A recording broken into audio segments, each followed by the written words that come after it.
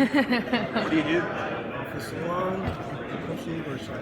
Is that a clip on or did you tie that yourself? Tell me, sir. All right, there you go. You're all set. What's the meanest thing that Christian Wilkins has ever said to you during a practice when y'all are battling down in the trenches? He don't really say that to me because he sees me every day. So he knows better than. Yeah, he knows better. But he usually try to pick on Justin Faustin a little bit, just to get under his skin. Obviously, he's a younger guy, but just mental toughness. How much did your life change in the summer as far as more people knowing who you were, what we talk about the national championship? Did it ever get to the point where you thought, I kind of like to just step away from this for a day or two? A lot of people has wanted to try to talk. I'm obviously a laid back, quiet guy, so I just kind of like to blend in. But I kind of get a little exposure here and there. When people refer to Clemson as being built like an SEC team, how do you take that? Is that a compliment? Is it kind of an insult to the ACC? What do you think of it?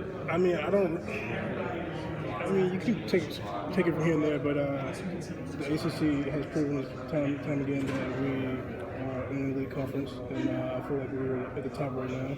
So it's whatever. It's a politically savvy answer. That was good. Good job. How many times have you gone back and watched that game against Alabama?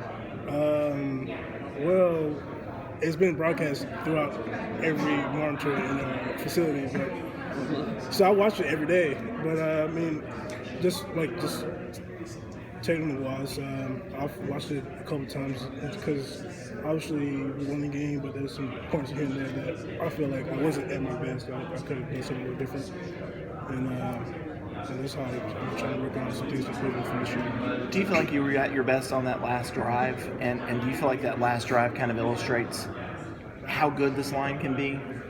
Yeah, we knew that this is the way we were conditioned, this is the way we were built and worked this offseason, that if the game was going to rely on the full quarter, that we was going to have that game, because we saw them, they were tired, and we knew that we could beat them, we knew we could out-physical them, and so we knew that drive was going to rely on us in that whole drive, and we was confident about it.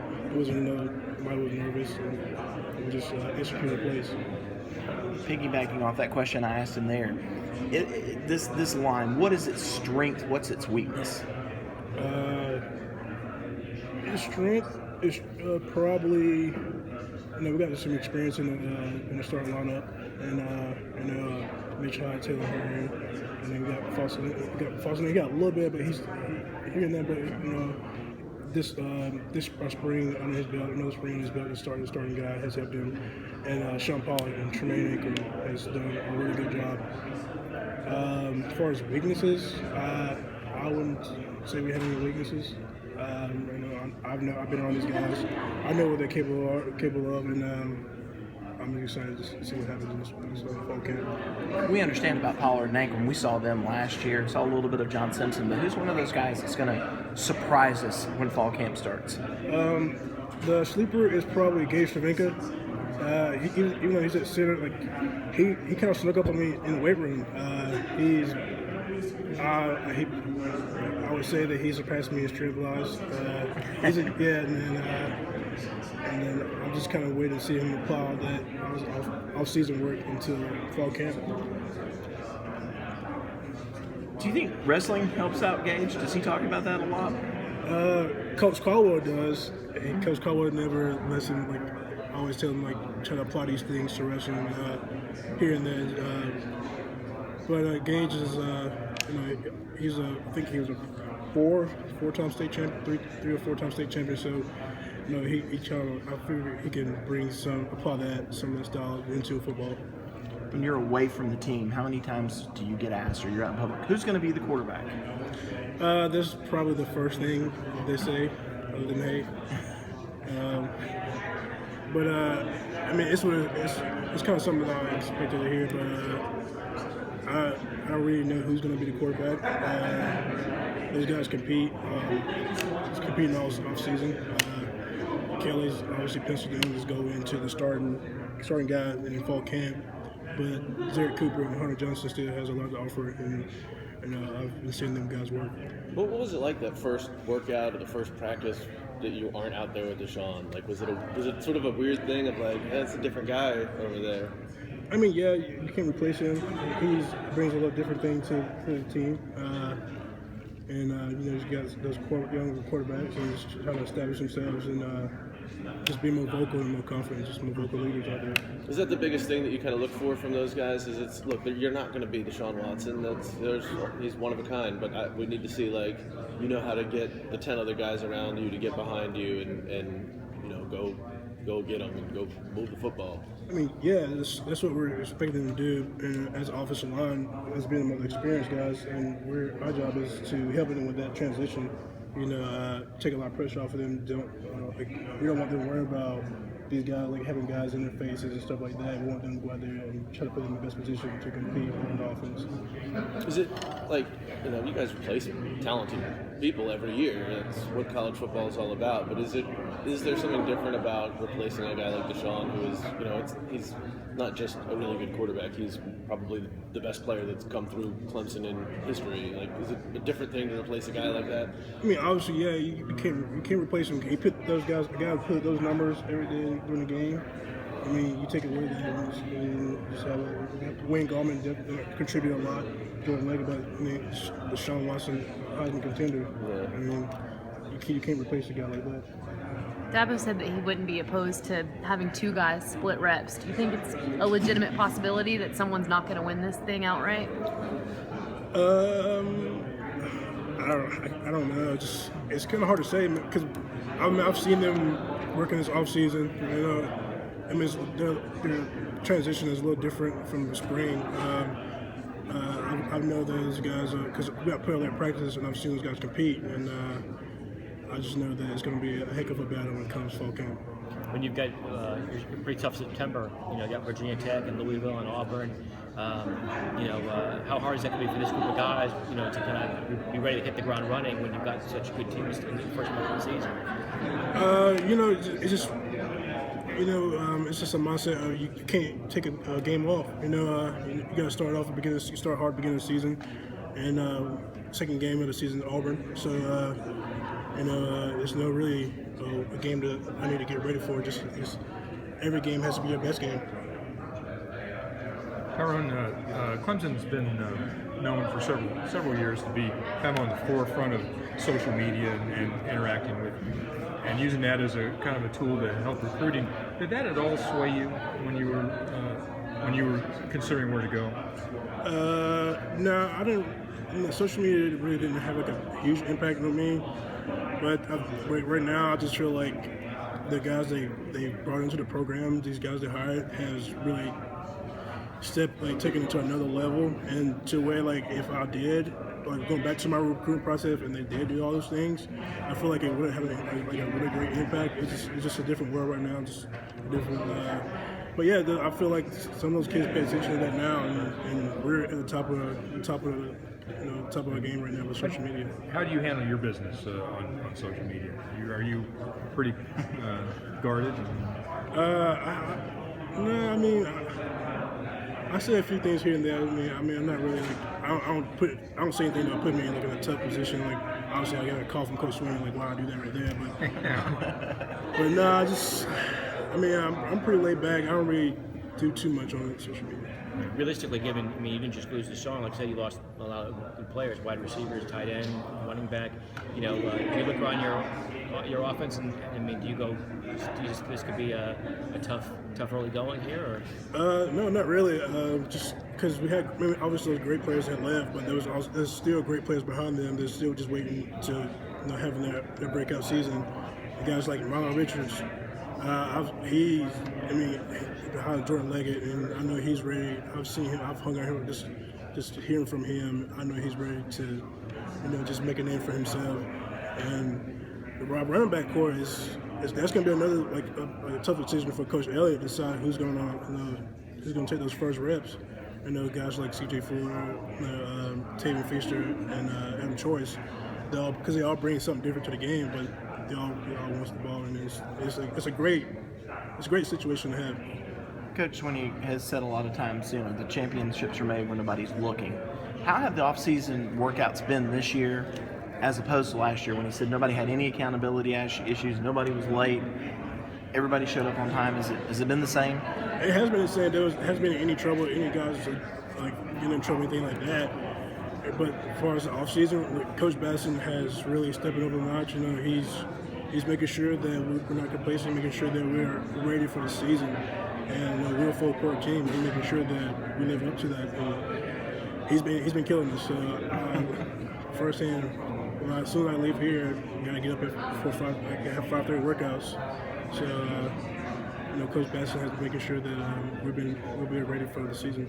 I want you all to talk about the opportunity to repeat behind closed doors. Is that a source of motivation for this team?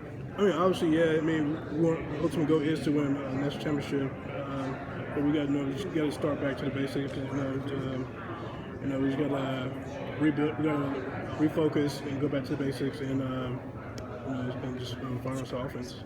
Considering who you have back, and considering you guys get to host Florida State this year, do you still feel like the road to this AC title goes through you guys, or do you feel like it's, you know, without Deshaun, it's a brand new team and it's not really a defending champ per se? Oh no, I feel like we're you know, I'm confident about our team. I feel like we're the top team, and you know, our job is to get to the, obviously our job is to get to the ACC championship. But you know, the team's got to go through us because we're gonna bring it every day, and our goal is to win. So, Tyrone, did you test the NFL waters? How difficult a decision was that, if at all, whether to come back or not? you know, last year after the season, I kind of thought about it, and I was really close to leaving, and it was just a decision that came up to the last day to declare, and you know. I was 11 credits away from graduating, and it kind of came back to like how I grew up. I grew up with my grandparents, and it wasn't like an easy childhood, and it just kind of like hopped on getting that education. And my parents, my mom, my dad, they didn't finish high school, so I'm one step ahead of them. So and just getting that college degree. Belated happy birthday, by the way. Did you do anything special to celebrate? Just really, I didn't really do too much. I just kind of like hung out with a bunch of friends. I have a bunch of friends at App State, so I just hung out with them. When you look around your locker room, what gives you confidence that maybe this can still be a pretty darn good season? And just my offensive line. I remember all the time. I know that we're what we're capable of, and we're the backbone of this team. And I know that if we're doing good, everybody else is going to do good as an offense. And I know just being around guys like Christian and Dexter and Cleveland and just, our defense is really stacked. I know what they're capable of, and I know that we've got a chance to have a great year.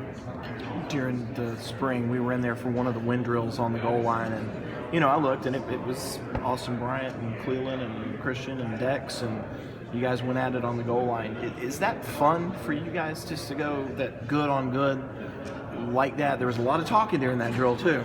I mean, it's fun. It ain't easy. It hurts. You got Big Dex in there, who's just a freak athlete, and you know, but it makes us better. It gets us prepared for the season. And I guess I was saying earlier that our defense is the best in the country, and when us going against them every day, when it's time to play a game, I feel like the game is so much slower because I know that there's nobody better than me.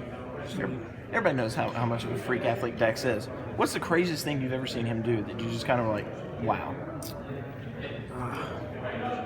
Anything, like everything he does, like I see him play like basketball, just dunking at that size and just moving around. Just he's not a shooter. He say he can shoot, but he's not a shooter. He's more a post player, but just seeing him just out there flying around on the basketball court is so real. Which NCAA rule do you view as the most petty, or like the most petty to you? That's a tough one.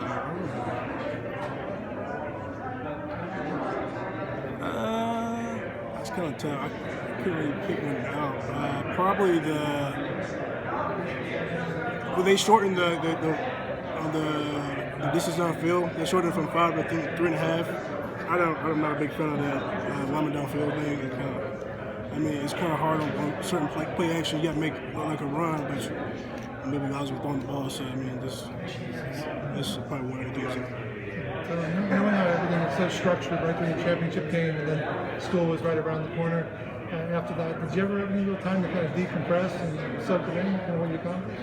A little bit, but not really, because by the time the game ended, it was already in the second semester, so I mean, school started, and then so you got to deal with classes, you got homework.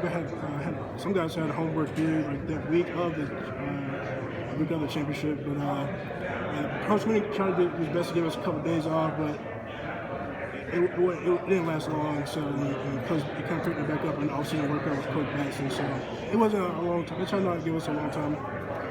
For you though, you're thinking you'll have many years to enjoy it. Is it just right now, just kind of focused on finishing? Yeah, right now just focusing on finishing out, and I can always go, like I said, I can always go back and harp on and get a little on years on down. With Dexter, do you ever eat meals with him? Like, what does it take to fill him up? Well, in the earlier days, before Ray got his new nutritionist, it would take a lot. But now we kind of like the guys they bring in, they kind of got us like a little meal plan together. So we kind of like, help us out and just helping us maintain a healthy diet. So, but yeah, between us two, we both can clean the plate. Like, what's the most impressive thing you've seen him eat?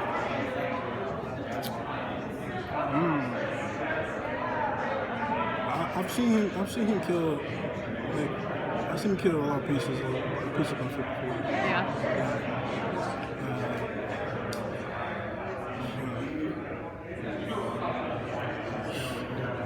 He killed some wings.